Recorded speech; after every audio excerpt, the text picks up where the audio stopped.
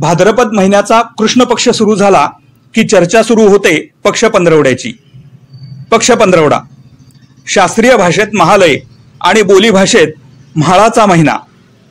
पितरांना श्राद्धाच्या माध्यमातून संतुष्ट करण्याचा विधी या पंधरवड्यात केला जातो.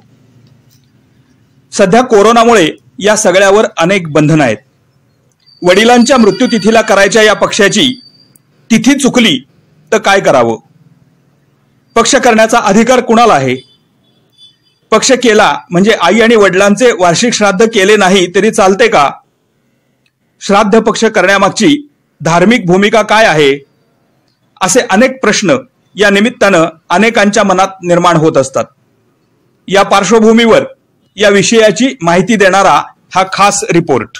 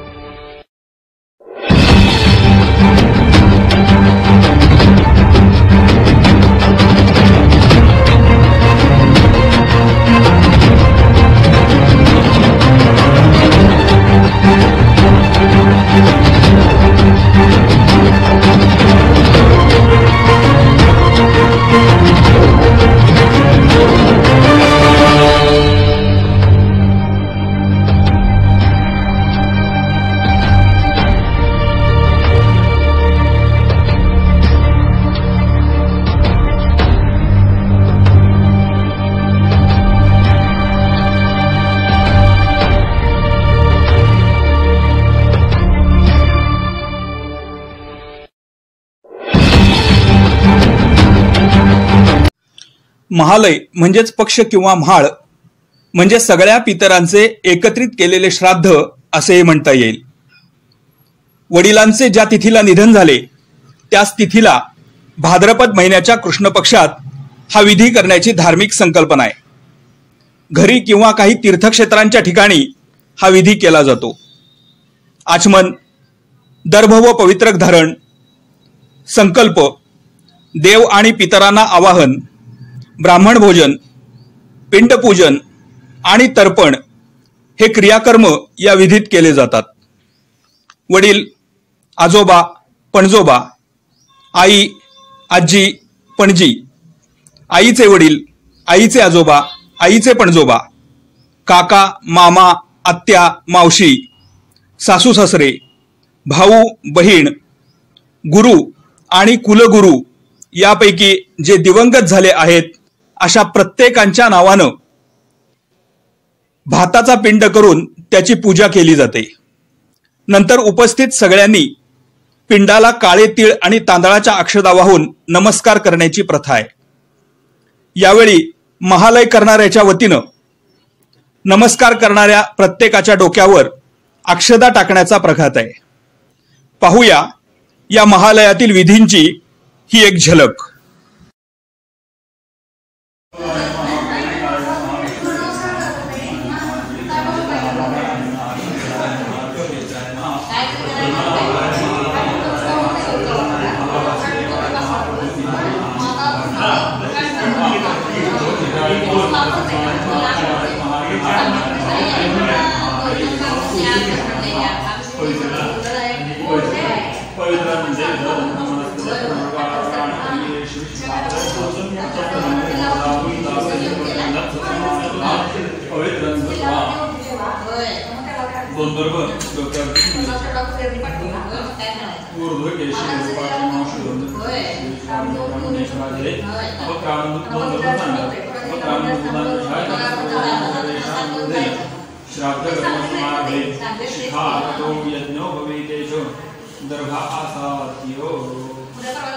Gracias.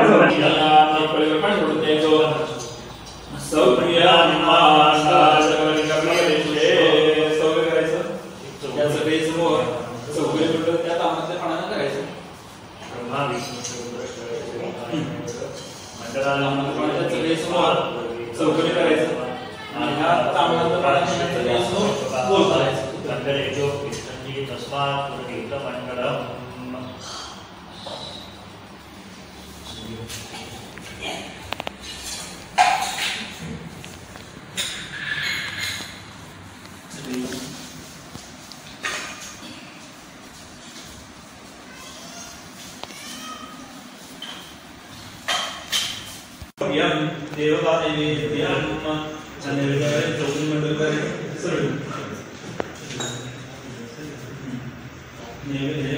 मंडल करून नैवेद्य दाखवायचा. इष्टदेवताभ्यो नमः, कुलदेवताभ्यो नमः, जनार्दन देवताभ्यो नमः. भक्ष भोज्य महानैवेद्यम.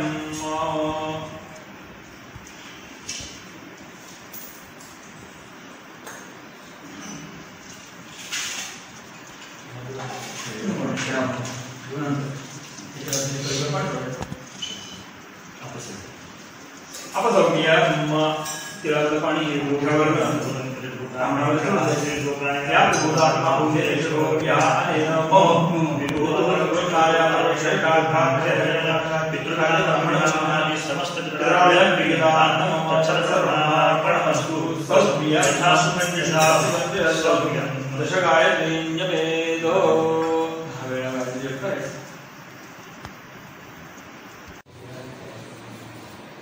वस्त्रो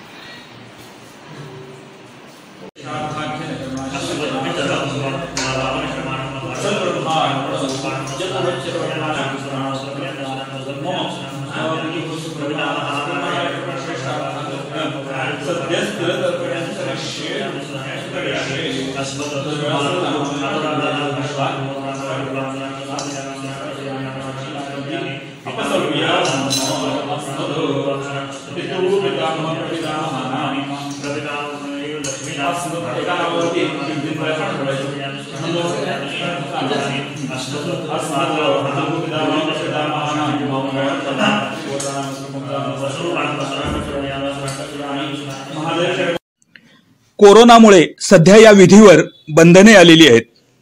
अनेकांना इच्छा असूनही पितृपंधरवड्यात पक्ष किंवा म्हाळ करणे शक्य नाही अशी अवस्था आहे. वडिलांच्या तिथीला ज्यांना हा विधी करता आला नाही त्यांच्यासाठी दिलासा देणारी माहिती श्री क्षेत्र नरसिंहवाडी येथील श्री विशाल पुजारी यांनी दिली आहे. तिथी चुकलेल्या अशा सगळ्यांना दिवाळीनंतर येणाऱ्या पांडव पंचमीपर्यंत कधीही महालय किंवा म्हाळाचा विधी करता येईल असे त्यांनी सांगितले. आणखी समाधानाची गोष्ट म्हणजे यावर्षी अश्विन महिना अधिक आल्यामुळे 30 दिवस जादाही मिळाले आहेत. पाहूया श्री विशाल पुजारी याबाबत काय म्हणतात. नमस्कार. आता सध्या जो पितृपंधरवडा म्हणजे पक्षपंधरवडा आपण जे म्हणतो तर त्यासाठी काही जणांचे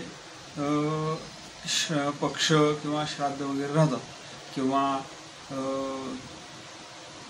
तिथी होऊन जाते तर त्यावेळी काय करावं तर आपल्याला तिथी सोडून पुढं करता येते. जर अधिक अडचण भरपूर असली जर ब्राह्मणच मिळत नाही आहे कोण किंवा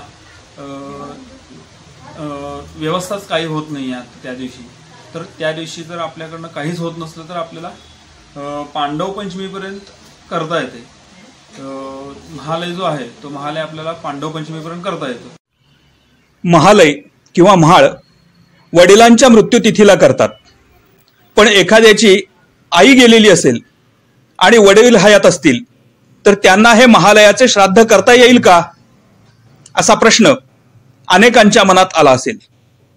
आमच्याही मनात आला. यावर श्री विशाल पुजारी म्हणाले, जर वडील आहेत आणि आई गेली असली तर ते पक्ष होत नाही, फक्त श्राद्धच तेवढं होते.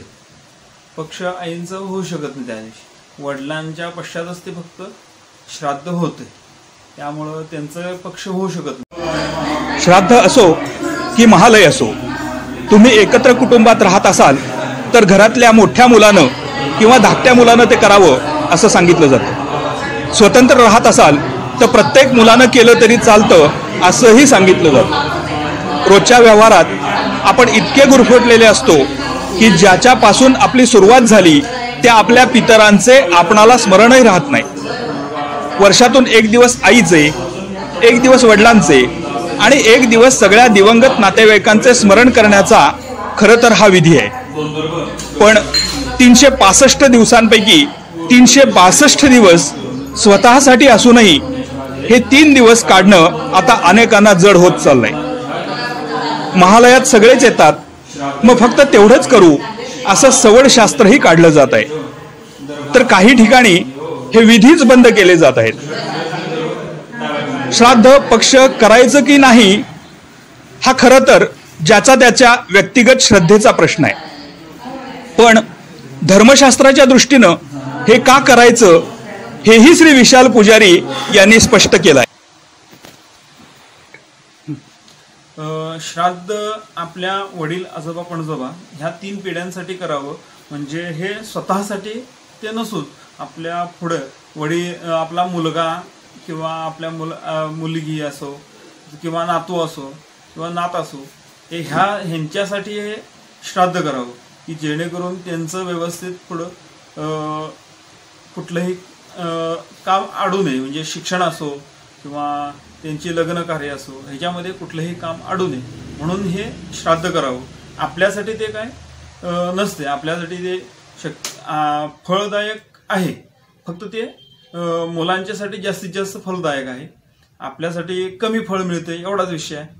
आणि दुसरी गोष्ट असा होतोय की जर का ही श्राद्ध किंवा पक्ष जर नाही केली तर मग त्यासाठी मग लगेच काही लोक असतात की लगेच तुम्ही हे करत नाही आहे, तुम्ही मग नारायण बली करा, नागबली करा किंवा त्रिपिंडी करा, हे सगळे मग आपल्याला करावं लागतं. विनाकारण नको त्या मुद्द्याकडे आपल्याला वळावं लागते.